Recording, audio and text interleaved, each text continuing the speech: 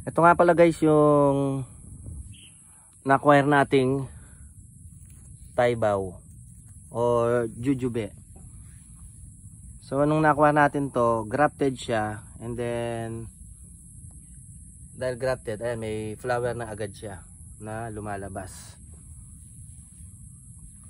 So bali to dalawa nung mga nauna, 1 tsaka ito 2. Nagbubunga na rin to.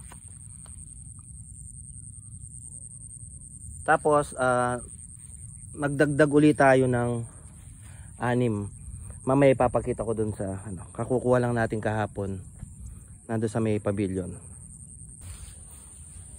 Hello guys, ito pala yung mga na-acquire nating grafted Taibaw or Tai Jujube. So may nauna na tayong dalawang na-acquire. Tapos naisipan natin na magdagdag ulit para pag magdagdag ulit ng 6. So bali may 8 na tayong Tai Jujube para pag tinanim natin doon sa may farm natin, sabay-sabay na yung paglaki nila.